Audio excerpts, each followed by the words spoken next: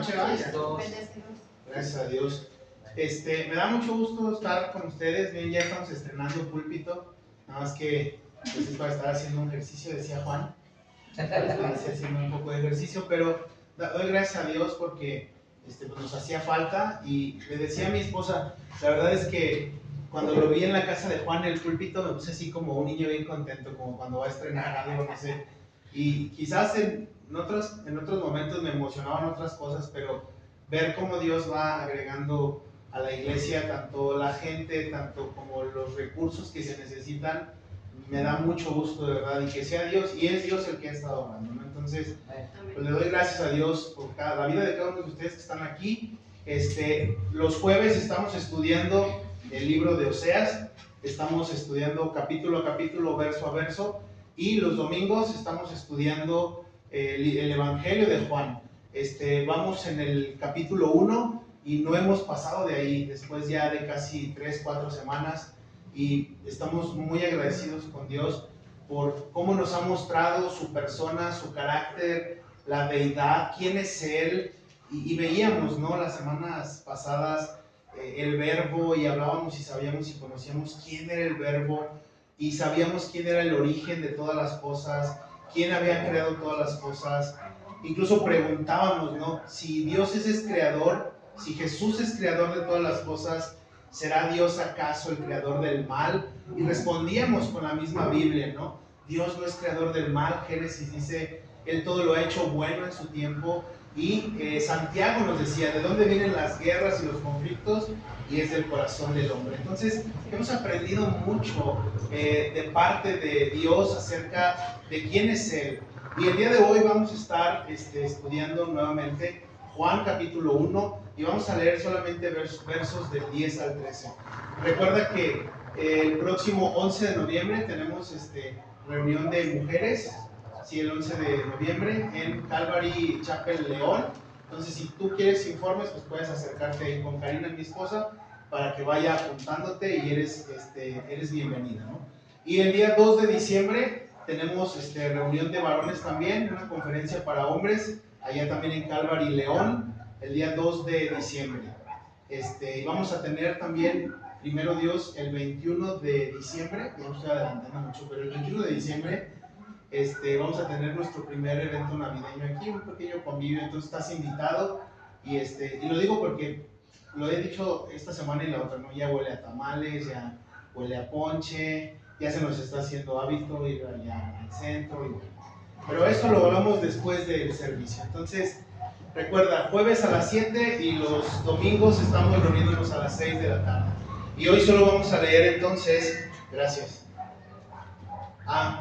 Sí, cierto, siempre se me olvida algo. El día 28, el día 28 de octubre vamos a tener reunión de matrimonios en la iglesia, la casa de mi padre, que está en las colonias, y va a ser a las 5 de la tarde. Entonces también son bienvenidos, y lleva pues a tu esposo y a tu esposa, ¿no? Entonces el 28 de octubre a las 5 de la tarde, es el próximo sábado, tenemos reunión de matrimonios, y pues esperamos verlos por allá. Si quieres más información, ahorita Karina te da esos datos. Bueno, entonces vamos al Evangelio, ahora sí, vamos a la palabra, y abre tu Biblia en el Evangelio de Juan, capítulo 1, versos 10 al 13, vamos a estar leyendo. Dice, en el mundo estaba, y el mundo por él fue hecho, pero el mundo no le conoció. A lo suyo vino, y los suyos no le recibieron.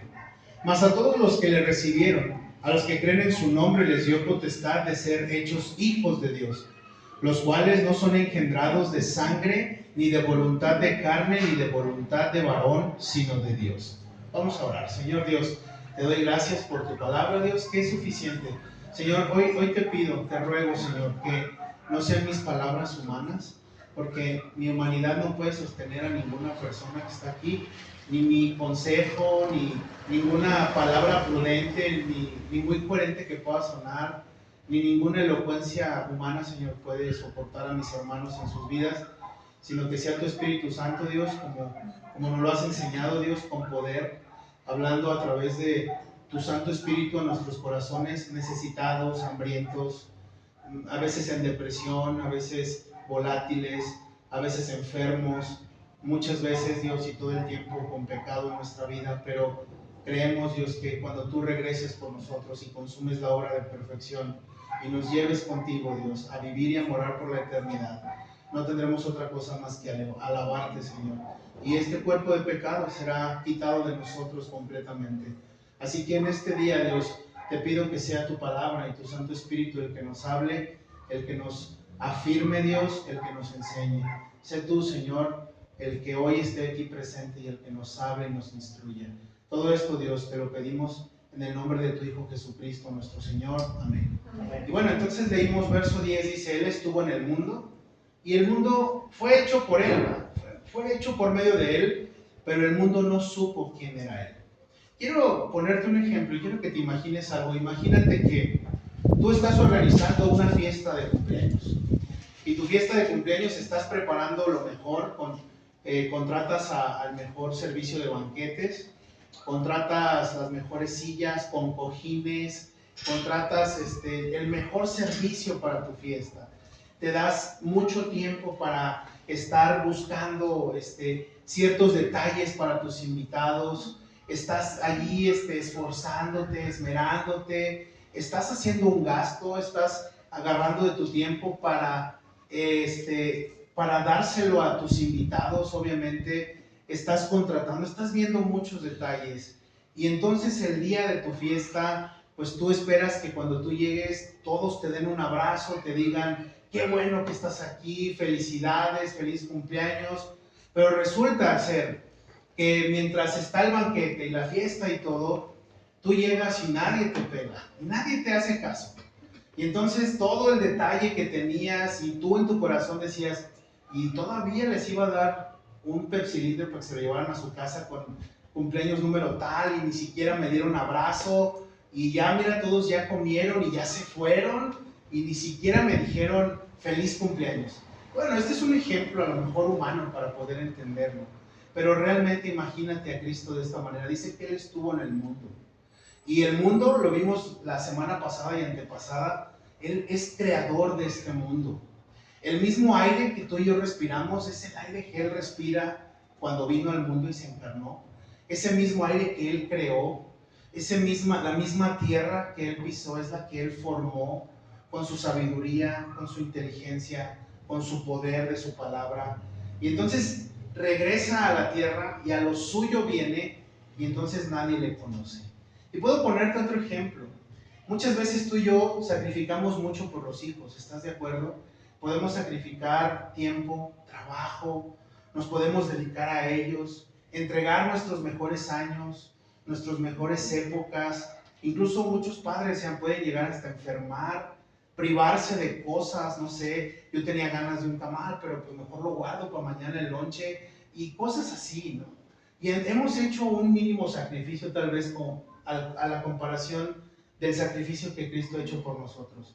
Sin embargo, este es un ejemplo que nos sirve para poder entender que los hijos de repente los hacemos ídolos en nuestra vida, pero nuestros hijos, con todos los planes que tenemos, con todas las cosas que nosotros sacrificamos para ellos y hacemos, en un momento quizás tú tienes aspiraciones y dices, quiero que mi hijo sea el mejor ingeniero, quiero que mi hijo sea el mejor doctor, quiero que mi hijo sea esto o aquello, y de repente el plan y el esfuerzo que tú estabas haciendo a ellos no les gusta, terminan dedicándose a otra cosa, no les satisface lo que les dabas y dicen, mejor me voy a probar suerte a otro lado y pues aquí no me agradó.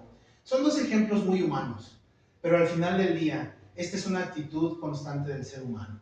Entonces Jesús dice, Él vino al mundo, estuvo en el mundo, anduvo entre nosotros como un ser humano, y ya lo hemos visto anteriormente en Filipenses, que se despojó de su divinidad y tomó forma de siervo y se humilló a sí mismo y anduvo entre nosotros como un hombre. Y ese es el tema del que hoy queremos hablar. A pesar de que anduvo como un hombre, yo quisiera hacer una pregunta y que tú la contestaras juntamente conmigo en tu cabeza.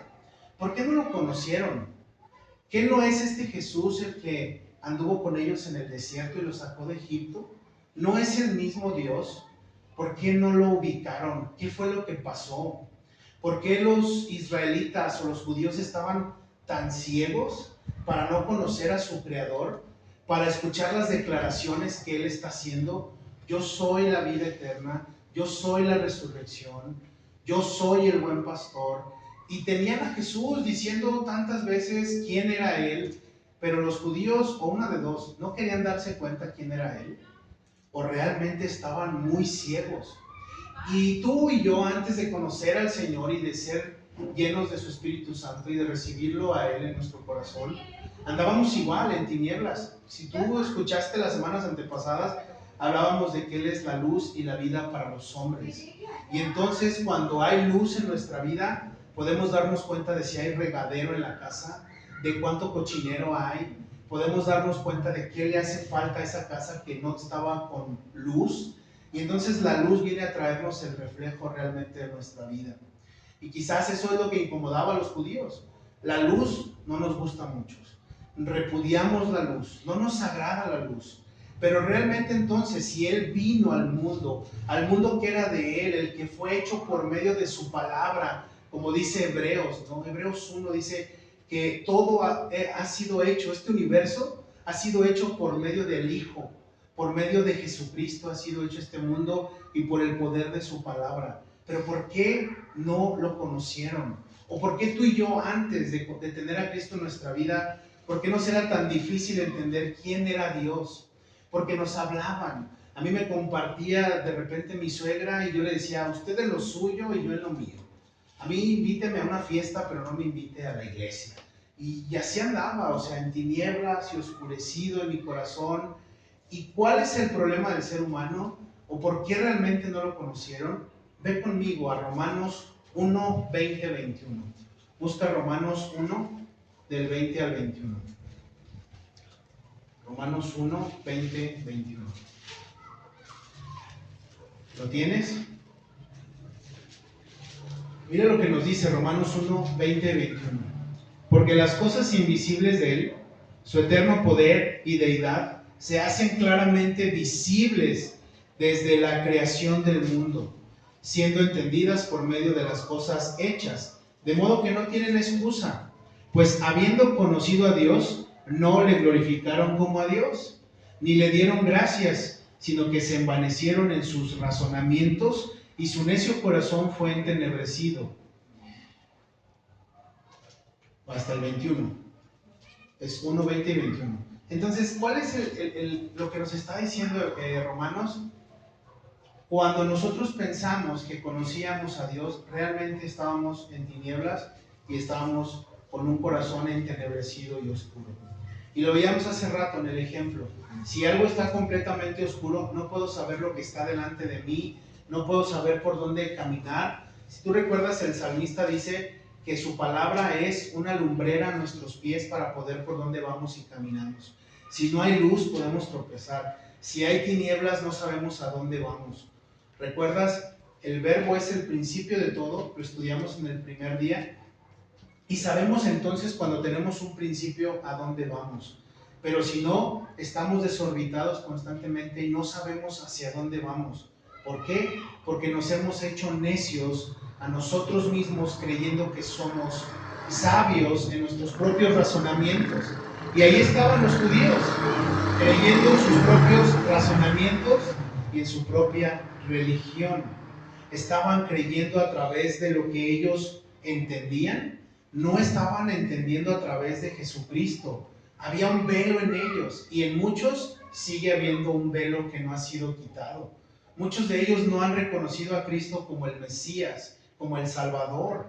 Y entonces, para ti y para mí, sin la luz verdadera que alumbra a los hombres, nos es difícil darnos cuenta cuando nuestra vida está en un caos y en tinieblas.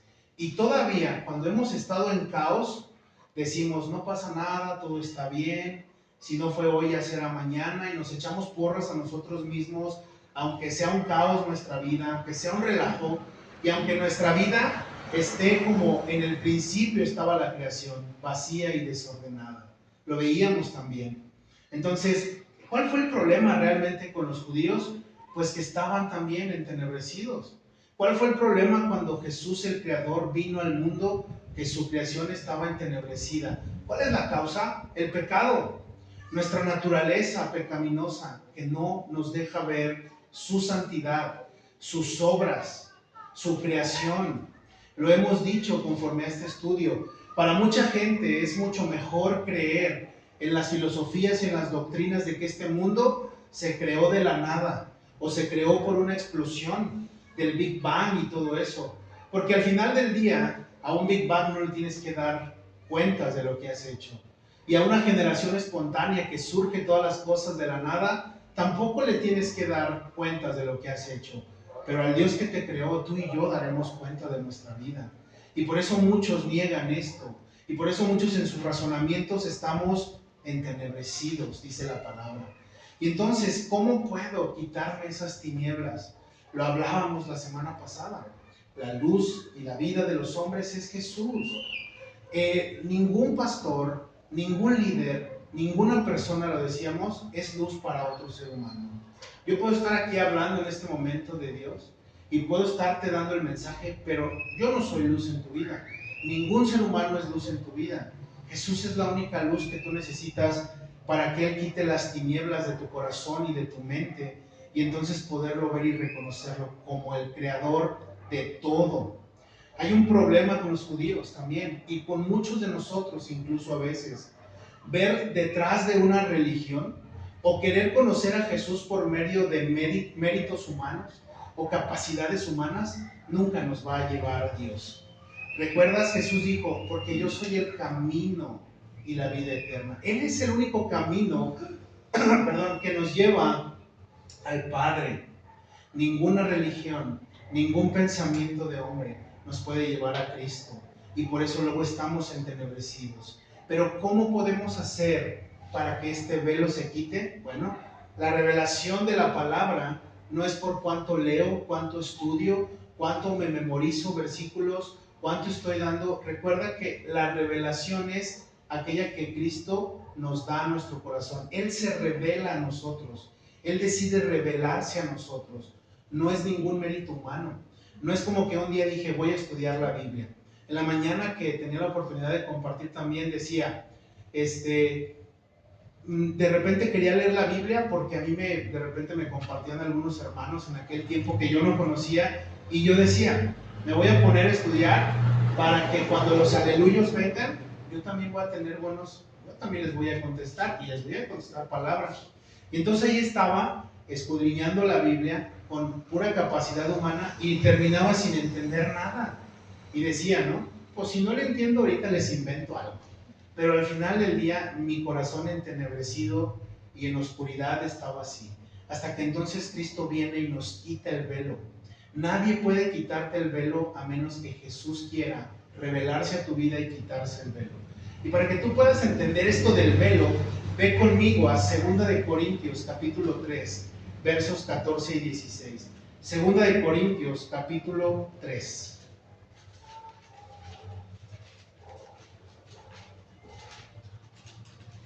Segunda de Corintios capítulo 3, versos 14 al 16. Mira lo que nos dice acerca del mismo entendimiento. Pero el entendimiento de ellos se embotó, porque hasta el día de hoy, cuando leen el antiguo pacto, les queda el mismo velo no descubierto, el cual por Cristo es quitado. Y aún hasta el día de hoy, cuando se lee a Moisés, el velo está puesto sobre el corazón de ellos. Pero cuando se conviertan al Señor, el velo se quitará. Porque el Señor es el Espíritu, y donde está el Espíritu del Señor, allí hay libertad. Lo único que nos puede quitar el velo es Cristo.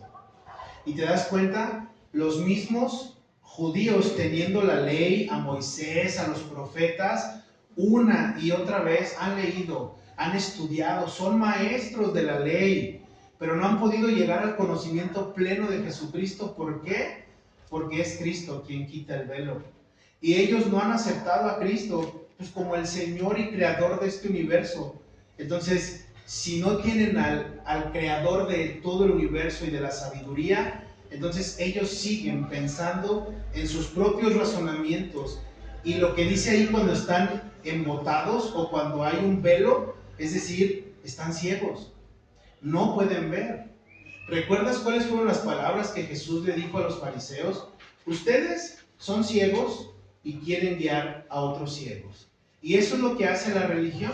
La religión no es otra cosa que un ciego guiando a otro ciego. ¿Por qué? Porque es un precepto humano y eso es la religión. La religión te dice, ven por aquí y el que te está guiando está igual de ciego. Nuestro guía es Jesús.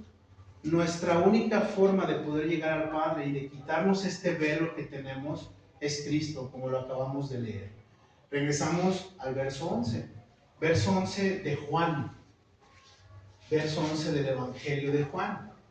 Él dice, Él vino a su pueblo, pero ellos no lo conocían. Me llama mucho la atención esto. ¿Cómo es que te decía hace un momento, cómo es que no se dieron cuenta que Jesús era su Dios? ¿Que Jesús no estuvo con ellos durante todo el tiempo de su caminar en el desierto? ¿No era la roca que les daba agua? ¿No era el maná que los alimentaba? ¿No es Jesús la columna, verdad, de fuego en la noche y la nube de su presencia por las mañanas? ¿No es este mismo Dios? ¿No conocieron al que tanto celaban y celebraban en sus rituales y en sus cultos del Shabbat? ¿No se dieron cuenta de esto? Que cuando Él vino quisieron apedrearlo, matarlo. ¿No es este Jesús el mismo Señor de su reposo en los días del desierto? Pero el pueblo escogido, el pueblo de Dios, el pueblo al quien Él escogió para redimirlos, no escogió a las naciones más grandes de ese tiempo. No escogió a los cananeos, no escogió a los caldeos, no escogió a ningún otro pueblo. Escogió a Israel, siendo una minoría, siendo el más débil, siendo el más orgulloso, el más soberbio. Ese es el pueblo que Jesús escogió para redimir. Pero entonces, ¿qué pasó? Porque no lo conocieron, no se dieron cuenta que Él era el mismo. ¿Qué fue lo que estaban haciendo? ¿Qué fue lo que ellos estaban pensando? Estaban más pensando en que somos una nación santa, de sacerdotes. Nosotros somos el pueblo escogido. Quizás estaban pensando tanto en las palabras, pero realmente no estaban conociendo a Dios porque ellos estaban en sus propias expectativas.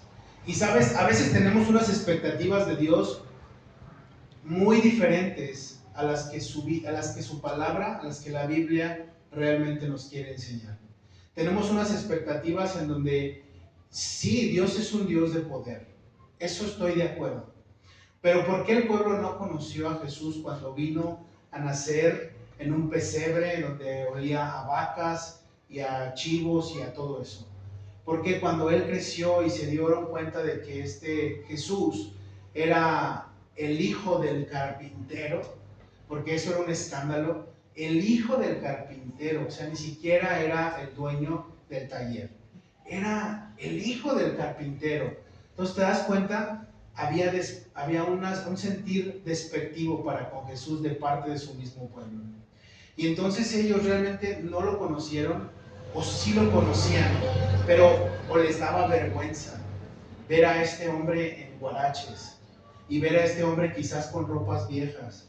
No traía la ropa de moda de su tiempo, quizás traía el overol de trabajo porque pues trabajaba la madera, y quizás traía y andaba ahí, y quizás para muchos era como, ups, ahí viene que dice es el Mesías, pero tú y yo lo conocemos, sabemos que es el hijo de José y hermano de Jacob y todos ellos, ¿no? Entonces de Jacob y todos ellos, entonces no creo.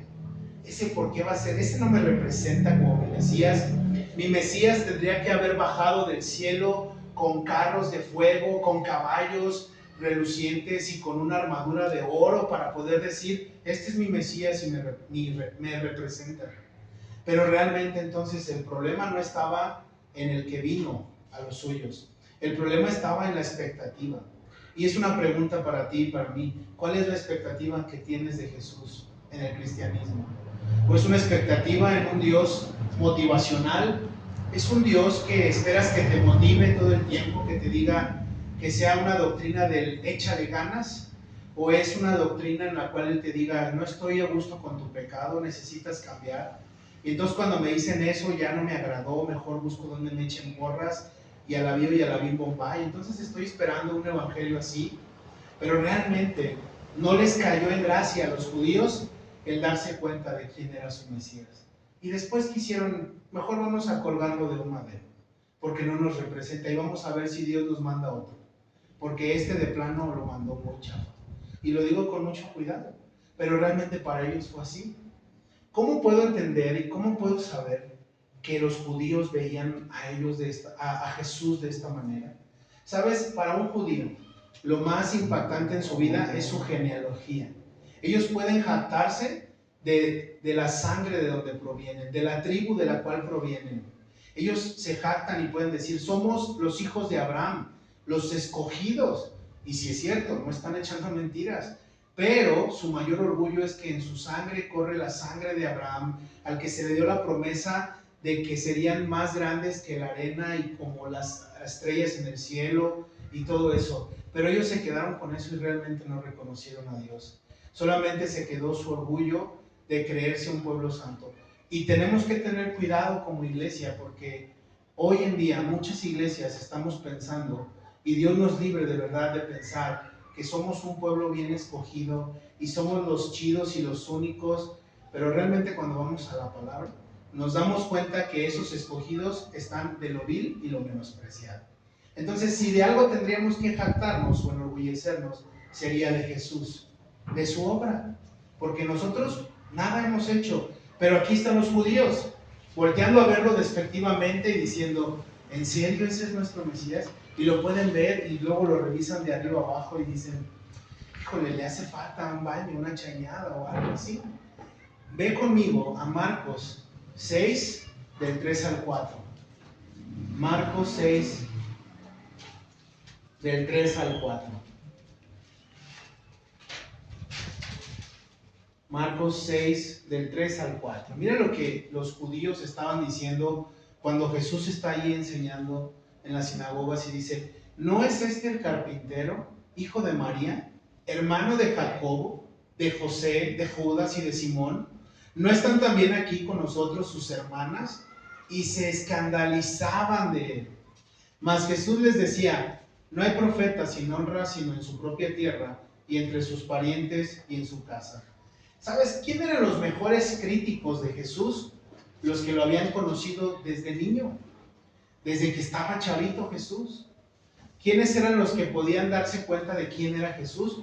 Pues los que vivían allá alrededor de Privada de Nazaret número 3, ¿no? Entonces, podían darse cuenta quién era Jesús realmente, porque habían convivido con él, porque habían quizás jugado a las canicas, porque quizás habían crecido juntos y entonces podían haber dicho, pues este dice que es el Mesías, pero no es este, fíjate cómo lo dicen, no es este el carpintero hijo de María. Aquí ya lo dicen tal cual, carpintero hijo de María, porque se supone que aquí José ya no estaba. Entonces, pues fíjate, hasta eso, ya ni papá tiene. Entonces, ¿no es este el carpintero hijo de María? Y entonces se están escandalizando de él. ¿Cómo es que este habla con tanta autoridad? Este ni siquiera fue al instituto bíblico tal, fulano de tal. ¿Cómo es que este puede hablar con tanta autoridad? Este ni siquiera pasó teología número 2. Este reprobó. Entonces, pues realmente la expectativa del judío no estaba puesta en su Salvador, estaba puesta en ellos mismos, en su orgullo, en su raza. Ellos no estaban viendo a su Salvador, estaban viendo que no representaba a su propia raza, porque ellos eran maestros de la ley. Ellos estaban en la Universidad de Gamaliel y ellos estaban estudiando y escudriñando las Escrituras. Pero ¿cómo es que un hijo de un carpintero va a venir a enseñarnos a nosotros, que estamos siempre estudiando la ley? Desde niños hemos sido instruidos en eso. Y entonces, ¿qué es lo que encuentras en la actitud de ellos? Puro orgullo, pura soberbia. ¿Y cómo puede entonces alguien ver con una soberbia y un orgullo de por medio? La soberbia y el orgullo es una ceguera tan grande que no nos permite ver. Jesús vino en humildad, no en soberbia. Él pudo venir a su pueblo, a su mundo que Él creó, con toda esa autoridad de la que ellos esperaban, y Él pudo no solamente agarrarlos en el templo así a cintarazos y a darles de varazos, como lo hemos leído. Él pudo haber destruido otra vez la creación y hacer otra vez una creación diferente, pero Él vino a los suyos, y los suyos no le conocieron, y es triste. Entonces, él está ahí, ¿no? Y saben a qué se dedica su familia, saben cuál es el negocio familiar, es el hijo del carpintero, y no es reconocido porque para ellos es solamente un tipo vulgar, un Mesías que no les agrada, y ellos están esperando otro Mesías. Quizás muchos de los que están afuera conocen tu vida y mi vida pasada. Quizás muchos pueden decir, ahora anda hablando de Dios, ya ves cómo era antes, ¿te acuerdas? No, hombre. Si yo te contara lo que ese cuate hacía, si yo te contara lo que él decía, ¿qué no es este el borrachillo? ¿Qué no es este el fulano? ¿Qué no es este aquello? Y la verdad es que en la aplicación de tu vida y mi vida siempre va a pasar esto. Cuando tú decidas seguir a Cristo, siempre va a haber gente que va a decir, pues ¿qué no es este el que hacía, decía o deshacía con su vida? Y realmente, ¿cuál es la perspectiva que te debe de importar? Pues no lo que piense la gente, sino lo que piensa Dios de ti. ¿Y qué es lo que piensa Dios de mí? ¿Qué es lo que realmente está esperando Dios de mí? Lo vamos a descubrir más adelante. Pero entonces tenemos un problema. El problema es que los judíos no reconocieron a su Creador. No se dieron cuenta quién era el que estaba enfrente de ellos, dando gracia y misericordia a los demás. No se pudieron dar cuenta, ¿por qué? Porque ellos estaban aferrados a su propia religión. ¿Cuál era su religión? Pues ser judíos, encender holocaustos, y ser ahí sacerdotes para siempre. Pero el problema es que vino el real sacerdocio y no le conocieron. ¿Y qué quisieron hacer? Pues matarlo. Y te decía, quizás ellos realmente o se dieron cuenta realmente de que Jesús es Dios, pero no les convino y no quisieron. Y como eran humanos, que dijeron, tenemos la posibilidad de matar al Hijo de Dios. Y así de grande es el amor de Cristo, que como lo dice Filipenses, despojándose de esa divinidad, no utilizó sus medios divinos para salvarse, sino que Él decidió ir hasta la muerte. Ese carpintero que no los representó a ellos, terminó representándonos a nosotros. Un pueblo que no era pueblo, unos hijos que no éramos hijos, y terminó dándonos salvación a nosotros. Entonces, a los suyos vino, pero no los conocieron. Pero gracias a Dios, que en su plan y en su misericordia, también estábamos nosotros. ¿Y qué pasa con nuestra vida? No queremos a veces darle lugar a Él, porque recuerdas, nos encanta decir que es nuestro Salvador. Dios, Jesús es mi Salvador. Jesús es mi Salvador. Pero cuando hablamos de señorío, ¿a cuánto nos agrada el señorío? Cuando muy pocas veces decimos Jesús es mi Señor. Si algunas veces lo podemos cantar, pero realmente le damos el reconocimiento en nuestra vida como Señor. ¿Qué significa que sea mi Señor? Que Él manda en mi vida. ¿Qué significa que Él sea mi Señor? Que Él toma las decisiones por mí. Que Él me dice qué le agrada y no le agrada. Pero muchas veces no nos gusta eso. Y podemos terminar haciéndonos que no conocemos al Señor de nuestra vida igual que los judíos. Entonces no somos tan diferentes. Ahora ve conmigo a Lucas 20, del 14 al 15. Lucas 20,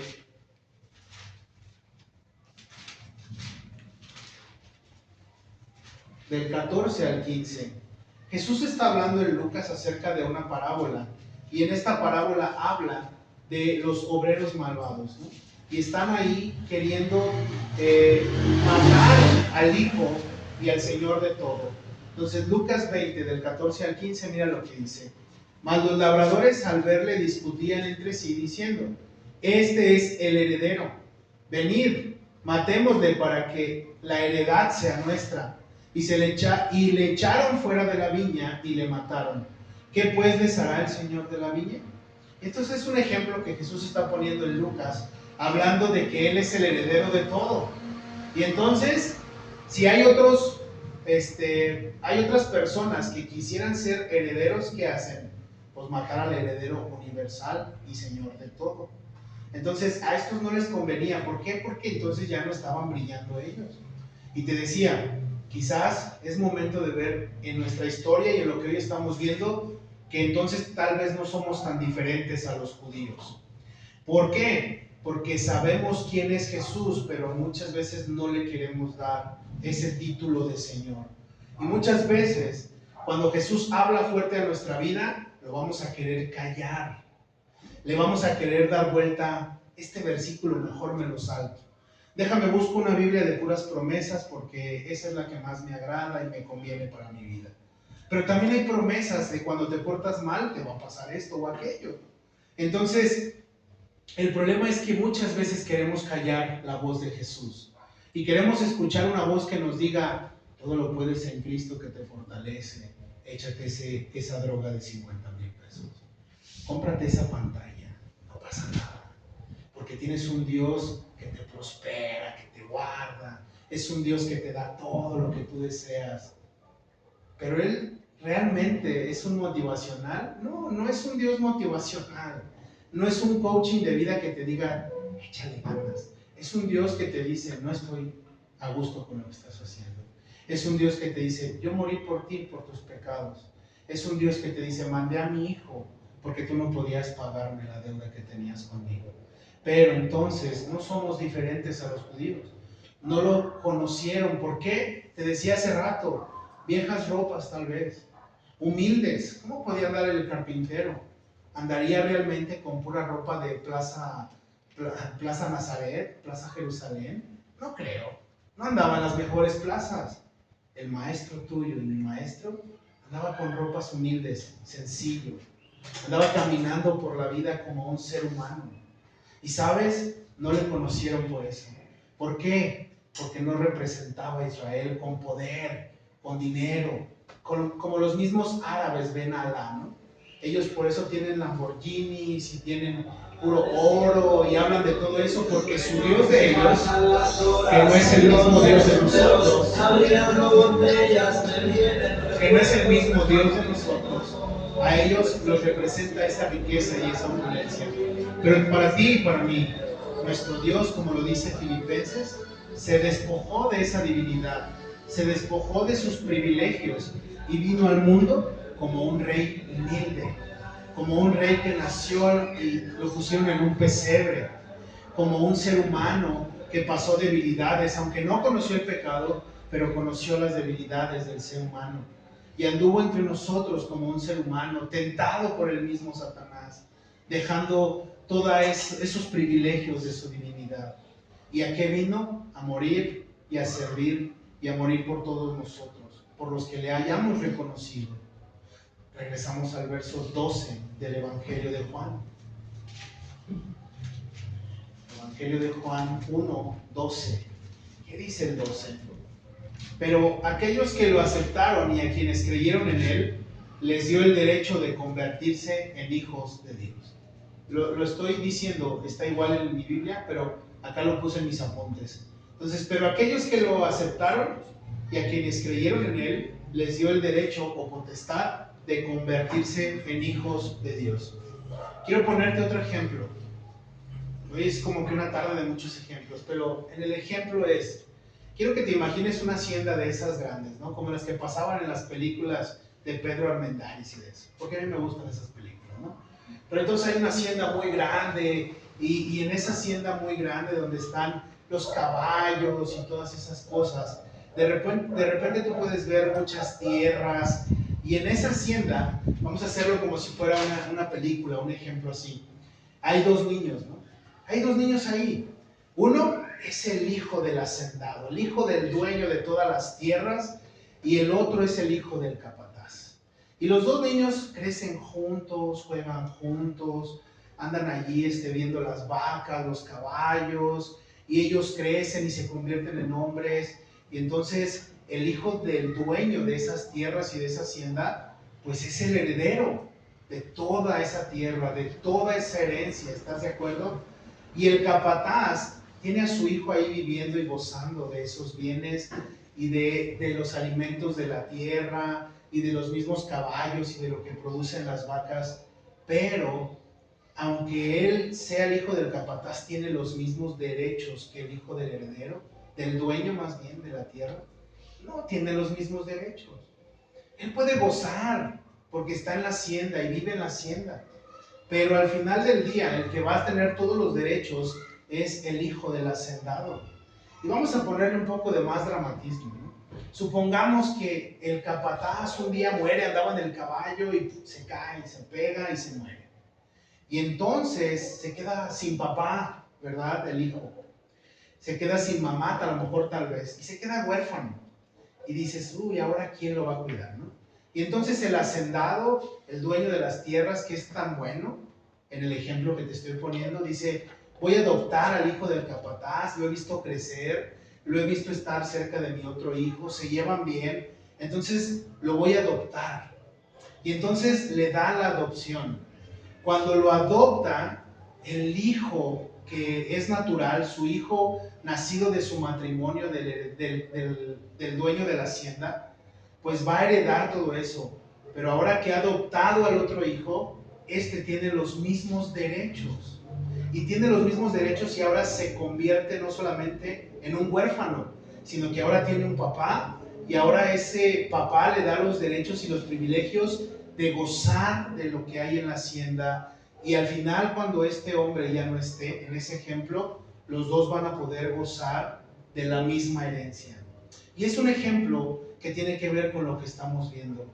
Los que lo aceptaron, los que lo hemos aceptado en el corazón, los que hemos creído en Él, como dice aquí, nos ha dado el derecho o la potestad de convertirnos en hijos de Dios. Y hay una doctrina acerca del universalismo. La universalidad dice que todos somos hijos de Dios, pero la Biblia dice que solo aquellos que lo han aceptado y los que han creído en Él.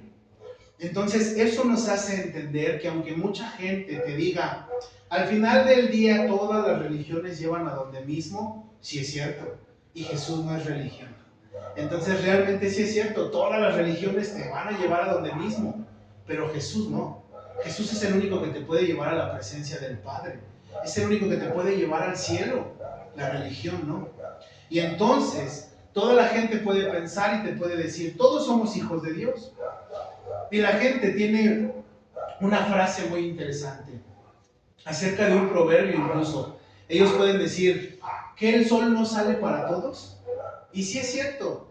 El proverbio, según Salomón, dice que Dios hace nacer el sol sobre justos y sobre malvados. Y es cierto. Pero eso no quiere decir que todos son hijos de Dios.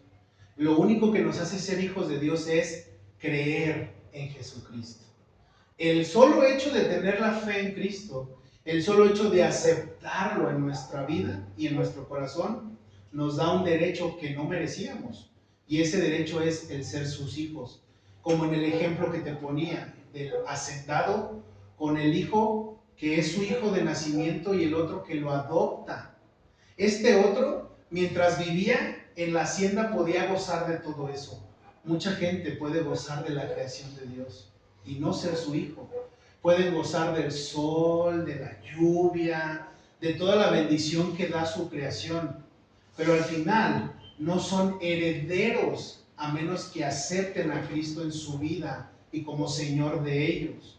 Entonces, realmente el hijo del hacendado tiene estos derechos y ahora el adoptado también tiene esos mismos derechos.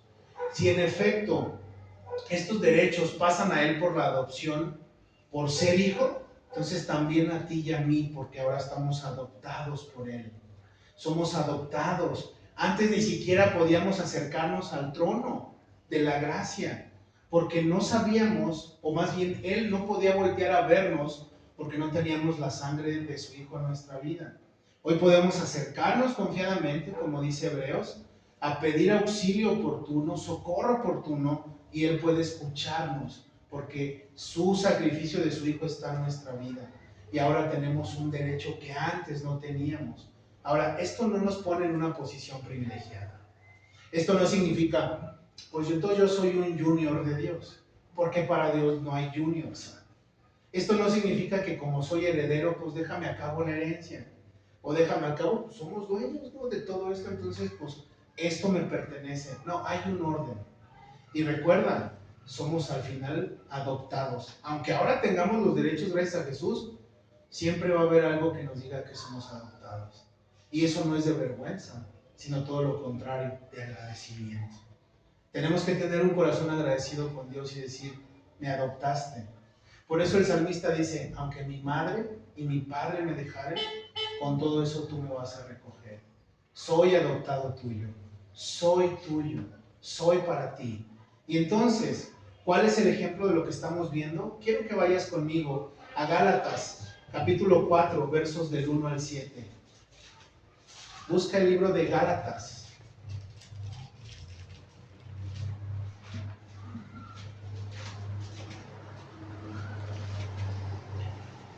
Gálatas 4, del 1 al 7, vamos a leer.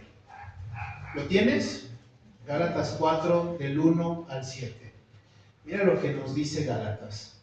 Pero también digo, entre tanto que el heredero es niño, en nada difiere del esclavo, aunque es señor de todo, sino que está bajo tutores y curadores hasta el tiempo señalado por el Padre. Así también nosotros, cuando éramos niños, estábamos en esclavitud bajo los rudimentos del mundo. Pero cuando vino el cumplimiento del tiempo, Dios envió a su Hijo, nacido de mujer y nacido bajo la ley, para que redimiese a los que estaban bajo la ley, a fin de que recibiésemos la adopción de hijos. Y por cuanto sois hijos, Dios envió a vuestros corazones el Espíritu de su Hijo, el cual clama, Abba, Padre. Así que ya no eres esclavo, sino hijo, y si hijo también, heredero de Dios por medio de Cristo. ¿Cuál es el sentido de lo que Pablo está hablando en Gálatas? Habla de la ley. Ahora, la ley en su tiempo fue como un tutor o un curador para los que vivían bajo la ley. ¿Qué es un tutor o un curador? El que te dice, por ahí no, enderécese, camine bien, párese, no ponga los codos en la mesa. Ese es un tutor, el que está al pendiente de tus necesidades. Esa era la ley para nosotros en la antigüedad. Bueno, para nosotros no, porque no somos judíos, pero para los judíos esa era la ley. La ley era la que les decía, por aquí, derechito, vente por acá, por allá no. Esa era la ley, pero dice que cuando entonces vino el Hijo de Dios, todos pudimos ser adoptados. ¿Te das cuenta? No hay méritos humanos. Nuestra adopción no es porque yo me lo gané. Debemos quitar y eliminar de nuestro corazón la doctrina de la meritocracia. La meritocracia es el poder de mis méritos. ¿Me lo merezco? Entonces, como yo me lo merezco, reclamo. Como yo me lo merezco, ato y desato, y ¿cuál es la otra? Y todas esas frases, ¿no? Y entonces, y como Dios no nos ha puesto por cabeza y no por cola, y no lo sabemos de memoria, y no es cierto, ¿sabes?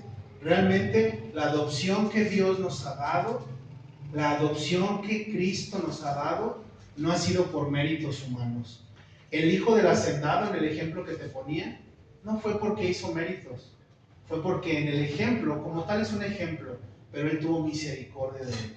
Y Dios tiene misericordia de nosotros. Y es una bendición darnos cuenta de que no podíamos obtener la salvación. Si tú estás aquí el día de hoy, Dios quiere que tu corazón entienda una cosa. Éramos bastardos.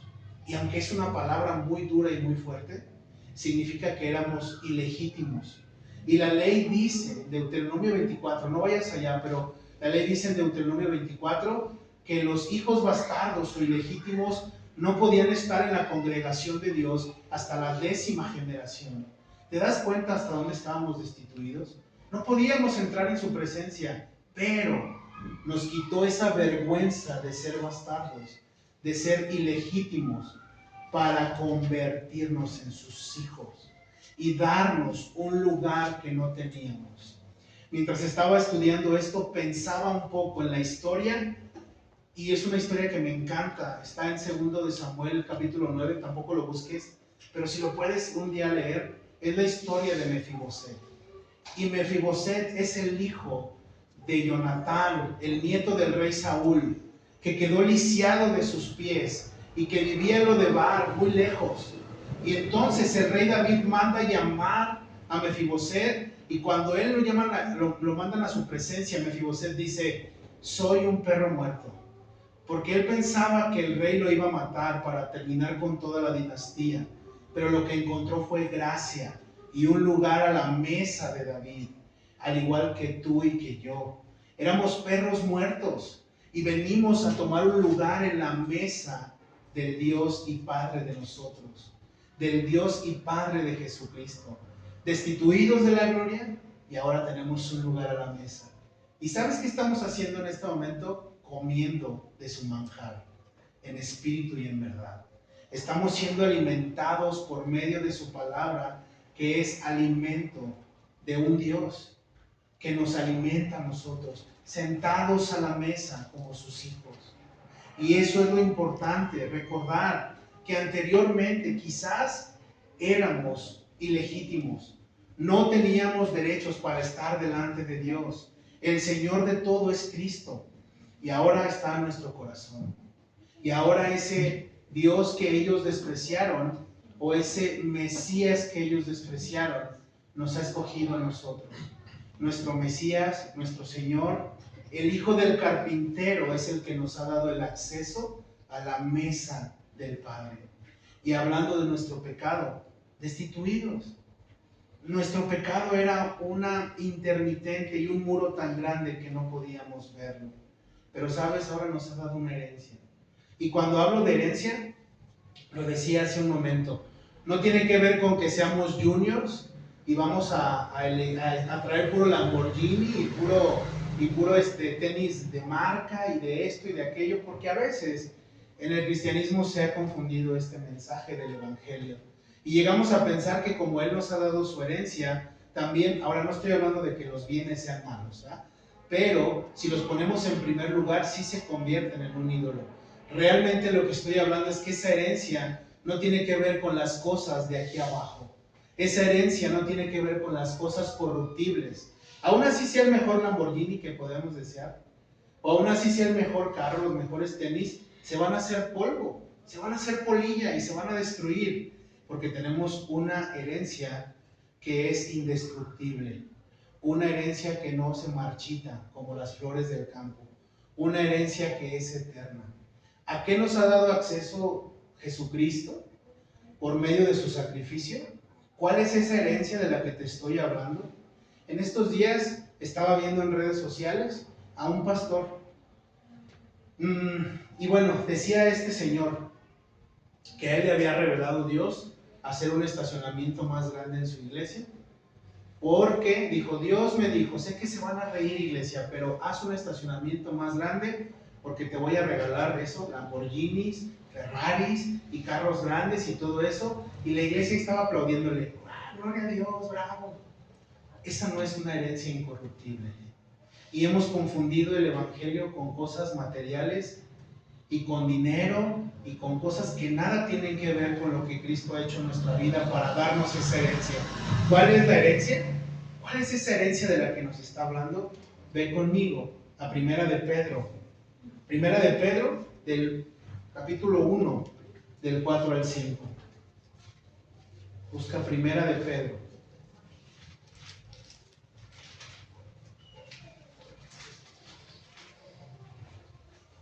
Primera de Pedro, capítulo 1, versos 4 y 5. Mira lo que nos dice.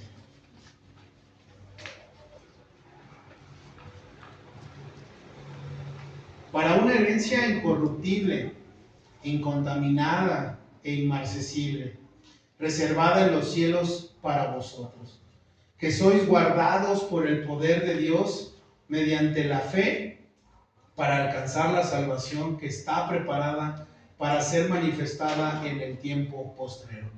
¿Cuál es tu herencia y la mía? Nuestra herencia es la salvación que Dios nos ha dado a través de su Hijo Jesucristo. Esta es una herencia que no tiene que ver con dinero, esta es una herencia que no tiene que ver con casas, esta es una herencia que no tiene que ver con cosas materiales. Dice que es incorruptible, no se puede corromper porque es santa, es perfecta, incontaminada, no hay sustancia que la altere o la contamine, inmarcesible, no puede ser marchitada por el paso de los tiempos, de los días o de los años, es eterna. Reservada en los cielos, ¿para quién dice? Para nosotros, para los que hemos creído, y tenemos ahora el derecho de ser hijos de Dios. ¿Te das cuenta? Dios no nos está prometiendo aquí Lamborghinis, no nos está prometiendo casas. Entiendo que hay gente que trabaja y construye un patrimonio y de repente hay gente que se puede pelear por ese patrimonio, pero sabes, aunque no tuvieras eso, tenemos una herencia que nadie te la puede quitar, que nunca se va a acabar, que es eterna y que está reservada para ti y para mí, para cuando este mundo termine, podremos estar allá. Y puede decir una persona, pues no tuve ni casa, nunca tuve una casa, ni de Infonavit siquiera, siempre anduve rentando. Pues, lo platicaba esto con mi mamá, porque así anduvimos siempre rentando ella y yo. Y entonces podemos decir, podemos pensar, no, pues yo en mi casa rentada, es más, la única de Infonavit que íbamos a tener era rentada, ¿no? Pero realmente no es, o sea, no es hacernos esos tesoros en la tierra. Tenemos un tesoro y una herencia que no nos es arrebatada. ¿Por qué? Porque el Señor de todo nos los ha dado a nosotros por medio de Jesucristo. Y esa es una esperanza que tenemos. Eso es algo en lo que podemos estar contentos. Pero como a este mundo le encanta lucirse, pues por eso lo de los Lamborghinis y los carros. Allá arriba no hay Lamborghinis. Entonces, ¿dónde es donde luce el Lamborghini? Aquí en el mundo. ¿Dónde es donde lucen las cosas materiales? Aquí en el mundo. Pero realmente allá eso no importa. Allá lo único que importa es que podamos sentarnos a la mesa del Rey, a la mesa de aquel en el que estábamos muertos en delitos y pecados, y ahora sentados a su mesa como un privilegio que no merecíamos. ¿Te imaginas en esa mesa cuántas personas van a estar? ¿Cuántas celebridades? Pablo, Esteban, y van a estar ahí y todo eso, y van a decir, arrojo las coronas delante del Rey. Con todo y que Pablo haya sido muy bueno, va a decir, ahí está mi corona delante de Dios. Y podemos ver a todas esas, el Pedro ahí, no sé, Adán, Eva, redimidos, pero podremos ver todo eso algún día, sentados a la mesa. Y esa debe ser nuestra esperanza, una herencia que no se corrompe. Regresamos al verso 13 de Juan. Verso 13 de Juan. Ya vamos al último, ya casi acabamos. Verso 13. Estos son los hijos que no nacieron de forma habitual, o como resultado de los deseos o la voluntad humana, sino nacidos de Dios. Lo leo en la Biblia. Los cuales no son engendrados de sangre, ni de voluntad de carne, ni de voluntad de varón, sino de Dios. Entonces, hay una consecuencia para aquellos que le hemos recibido. Tuviste ya en el versículo anterior que nos ha dado el derecho de ser sus hijos. Y por tal motivo ahora también somos herederos juntamente con Él. Entonces los efectos y los alcances de esta adopción nos ha dado ese derecho. Y aquí enfatiza que Dios no necesita la intervención del ser humano para hacernos sus hijos. Ahora, los que estamos casados sabemos que pues en el matrimonio, para tener hijos, se necesita la intervención humana. Pero para ser hijos de Dios, Dios no necesita a ningún ser humano. Él es suficiente. Lo que está hablando aquí Juan es que Dios no nos hace sus hijos de la forma habitual o como el mundo conoce cómo se hacen los hijos, que no es la cigüeña. Entonces, realmente lo que nos está enseñando Juan es que Dios nos ha dado el derecho de ser sus hijos. Pero ¿cómo sucede esto? Porque yo podría hacerme la pregunta, ok, si no es la forma habitual, si no es entonces que papá y mamá se casan y tienen hijos, entonces ¿cuál es la forma en la que Dios me hace ser su hijo? ¿Cuál es esa forma? ¿Cuál es, sin que haya intervención y voluntad humana, cuál es esa otra forma de nacer? Más adelante estaremos viendo un capítulo completo en donde Nicodemo va a estar platicando con Jesús. Y Nicodemo, siendo maestro de la ley, no va a entender esto que Jesús le va a decir de nacer de nuevo. Pero aquí nos está diciendo que nosotros somos nacidos de Dios y somos engendrados ahora a través de su Espíritu Santo. Pero ¿qué es lo que sucede o pasa cuando somos nacidos de Dios? ¿Qué sucede en mi corazón? ¿Qué sucede en mi mente? ¿Qué sucede en mi persona? ¿Recuerdas que Tesalonicenses nos dice que estamos hechos por cuerpo, alma y espíritu?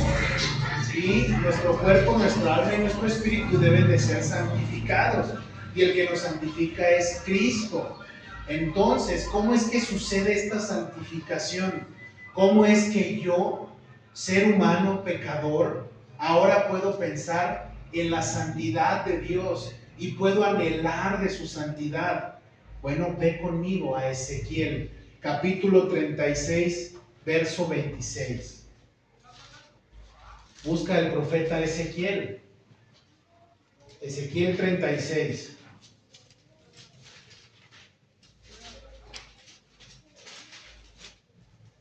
Ezequiel 36, versos 26 y 27 vamos a leer. Pues, ¿cómo sucede esto? ¿Cómo es que puedo ser santificado? ¿Cómo hay un cambio en mi persona? Ahora, no puede ser humanamente. No puede suceder humanamente. Mira lo que dice: os daré corazón nuevo y pondré espíritu nuevo dentro de vosotros. Y quitaré de vuestra carne el corazón de piedra y os daré un corazón de carne. Yo pondré dentro de vosotros mi espíritu y haré que andéis en mis estatutos y guardéis mis preceptos y los pongáis por obra. Un corazón nuevo, quitando el corazón de piedra que había en nosotros. Y entonces es como te das cuenta de que no hay intervención humana. La intervención humana, ¿qué significa? ¿Cuántas veces he tratado de cambiar con mis propias fuerzas? ¿Cuántas veces batallando con el mismo pecado? Entonces trato de yo en mis fuerzas y me esfuerzo, y ese esfuerzo me puede durar una semana, cuanto mucho. Y la semana que viene digo, y ya volví a caer. Y a los que son más fuertes, pero los que somos más débiles, nos puede durar el, sí, ahorita lo voy a hacer y todo, y voy a orar, y estoy con todo ahorita, y de veras Dios, te voy a buscar, y aquí estoy. Pasando 2 horitos después, estamos roncando, ¿no?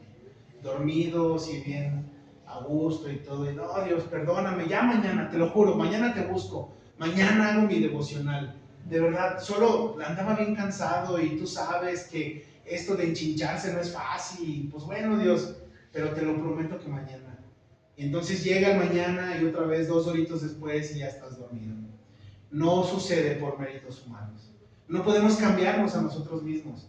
¿Cuántas veces tratamos de cambiarnos a nosotros mismos y en nuestra frustración dijimos, ya no quiero ser cristiano, tomo mi cambio?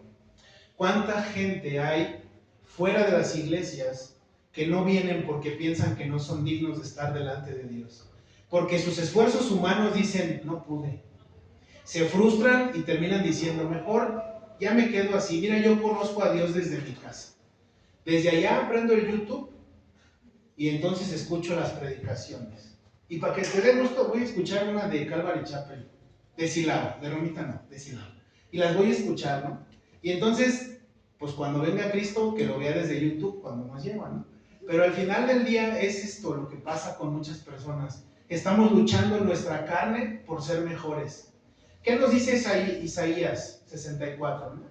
No vayas para allá, pero nos dice que nuestras obras son trapos de inmundicia. Lo que yo hago y que según intento hacer bien, eso que lo que me lucí, me pulí, hice algo bien chido para Dios, aunque salga de mi corazón, es una obra como un trapo de inmundicia. Nadie puede hacer algo bueno en su propia carne. Necesitamos al Espíritu Santo como intermediario, a Cristo como el intermediario y el mediador de nuestra vida. Nosotros no podíamos cambiarnos a nosotros mismos. ¿Cuánto tiempo batallamos con un vicio? ¿Cuánto tiempo batallamos con un pensamiento? ¿Cuánto tiempo batallamos con falta de perdón? ¿Cuánto tiempo batallamos con muchas cosas? Y al final del día, ahí estábamos intentando nuestra carne.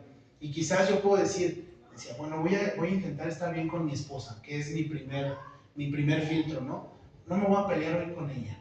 Y tú estás ahí bien emocionado y todo, y de repente ella amaneció así como octubre, con sol, y luego ya llueve, y luego ya sale otra vez el sol y se nubla, y de repente tú así de, ¡ay! Y te esfuerzas y todo, y terminas enojándote, y dices, no me sale.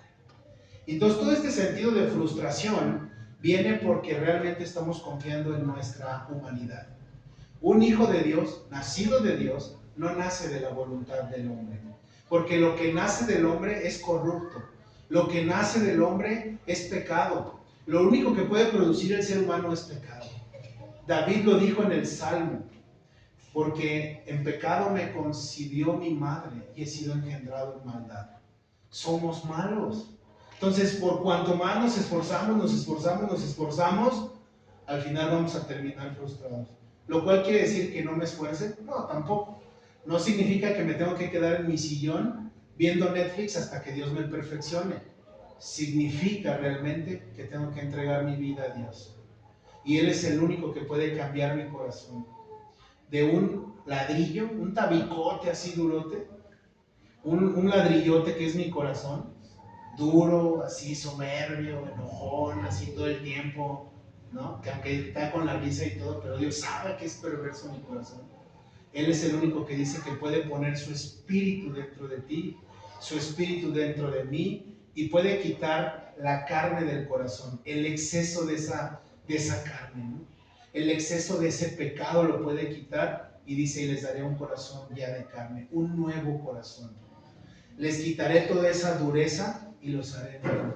Y entonces dice, cuando el Espíritu esté dentro de ustedes, cuando ustedes hayan confiado en mí, ustedes podrán hacer lo que yo les mande, pero por medio del Espíritu Santo. La obediencia incluso, que es un sacrificio que a Dios le agrada, la obediencia y el obedecer, lo que le agrada más que muchos otros sacrificios de andar echando demonios fuera y andar predicando y andar haciendo esto y aquello, va a suceder porque su Espíritu está en nosotros. Y Él no necesita al ser humano para cambiarnos. Nosotros no podemos cambiar. De veras, haz ese ejercicio en tu mente y reflexiona un poco en esto. ¿Cuánto tiempo estamos batallando con eso?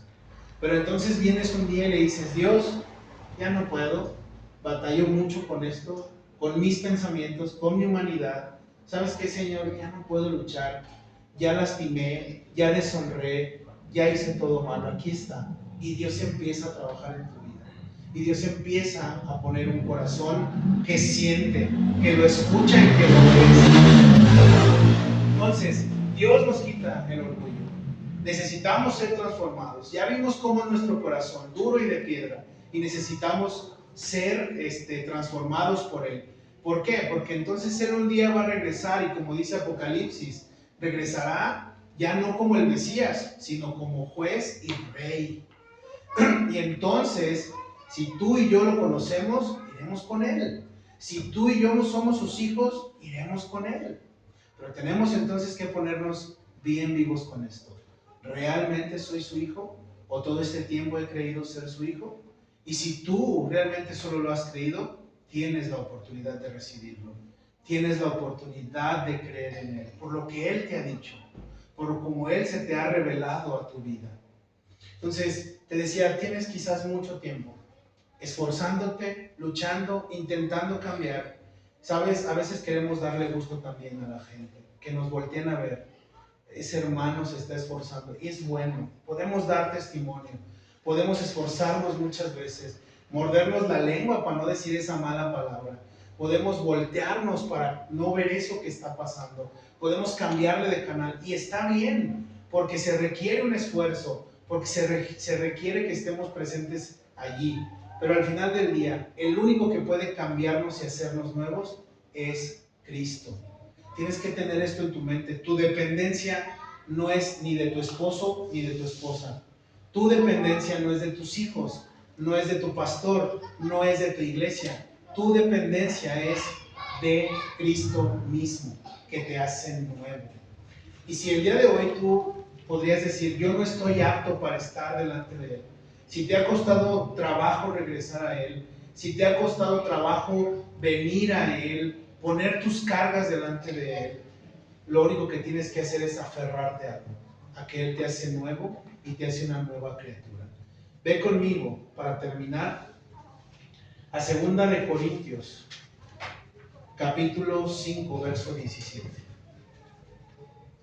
Ya estoy terminando. 2 Corintios, capítulo 5, verso 17. 2 Corintios 5, 17. Mira lo que nos dice. De modo que si alguno está en Cristo, nueva criatura es. Las cosas viejas pasaron. He aquí, todas son hechas nuevas. Muchas veces he tratado de olvidar cosas muy vergonzosas de mi pasado, ¿sabes? Aún sigo luchando por ya no acordarme de cosas muy vergonzosas en mi vida. Cosas que han lastimado el corazón de Dios, cosas que han lastimado a mi familia, cosas que han deshonrado a Dios, cosas que realmente duelen. Y he tratado muchas veces de dejar en el pasado esas cosas. Muchas veces todavía las traigo a la memoria. Muchas veces todavía me acuerdo de esas cosas malas, me pesan, me duelen. Pero hoy Dios quiere que tú y yo nos vayamos con esto. Y Él quiere que entendamos esto. Si alguien está en Cristo, algo que sucede, nueva criatura somos. Una nueva criatura, de las cosas viejas ya pasaron, porque Él hace todas las cosas nuevas. Lo viejo, lo que hiciste antes, ya pasó. Ayer ya fue. Antier, los años pasados ya fueron. Hoy es tu vida. Hoy eres nueva creación si tú tienes a Cristo en tu corazón. Y como nueva creación, estás siendo perfeccionado cada día. Las viejas ropas, Él ya las trajo, ¿recuerdas? Las viejas ropas con las que todos lo despreciaron los judíos, Él ya las cargó. Él ya fue despreciado. Él te hace nueva criatura. No por méritos humanos. No porque tú te esfuerces mucho. No porque te sepas muchos versículos.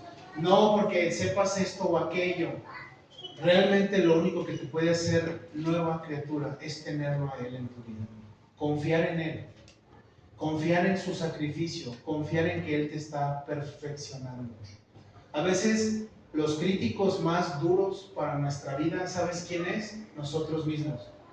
A veces tomamos el lugar de Dios y a veces nosotros nos sentimos jueces de nosotros mismos y pensamos que estamos desacreditados de la gracia de Dios. Cuando Él no nos ha desacreditado, cuando Él nos sigue abriendo sus brazos para hacernos nuevos, nuevas criaturas. Entonces la próxima vez que tú pienses, yo no merezco estar delante de Dios, qué bueno que lo has entendido, pero también que puedas entender que el que te hace digno y el que te acerca a Dios es Cristo por medio de su sacrificio. Cuando te sientas triste, débil, cuando tú sientas que no puedes estar cerca de Él, recuerda esto, eres nueva criatura. Y las cosas viejas pasaron y se quedaron ahí olvidadas. Porque tenemos un Dios que olvida los pecados que hemos hecho, aunque a veces nosotros nos cuesta mucho trabajo olvidar. ¿Oramos? Señor Dios, te doy gracias en esta noche por tu palabra, por lo que tú nos enseñaste hoy, Señor. Tú eres suficiente. Cambia nuestro corazón que está hecho quizás una roca. Y aunque has tomado el taladro, Dios, y has tomado el cincel para destruir este corazón tan rocoso y tan duro, Señor, yo aún te pido, Señor, por nosotros que estamos aquí. Y aunque tú has hecho las cosas nuevas, muchas veces seguimos dudando de si realmente, Dios, tú nos escuchas o tú nos guardas realmente, porque quizás somos tan malos o pensamos muchas cosas que ni siquiera provienen de ti. Pero hoy, Señor, te pedimos que nos hagas nuevos, Dios, nuevos a través de tu Espíritu Santo, para tomar otras decisiones que te agraden. Ya nos equivocamos, ya la regamos muchas veces y ahora solo te pedimos que seas propicio en nosotros, porque de nosotros no podemos. No hay nada de nosotros, Dios, que nos haga acercarnos a ti. Te necesitamos cada día para que nos acerques al Padre, cada día para que intercedas por nosotros. Jesús, tú viniste a los tuyos y los tuyos no te conocieron. Y no queremos que en la segunda venida, que cuando tú regreses por tu novia, Señor, estemos tan perdidos que no te reconozcamos. Queremos pedirte que abras nuestros ojos espirituales para poder verte a ti, no a ningún ser humano, no a ninguna iglesia ni ninguna otra doctrina que no sea tu santo evangelio. Queremos poner la mirada delante de ti, Señor, poner nuestros ojos fijos en ti, para que cuando regreses por nosotros, sepamos que eres tú viniendo y no nos quedemos aquí, Señor. Mientras tanto, Señor, aquí estamos esperando ese regreso, esperando que tú vuelvas por tu iglesia que te necesita. Te bendigo y te doy gracias en esta noche, en el nombre de nuestro Señor Jesucristo. Amén.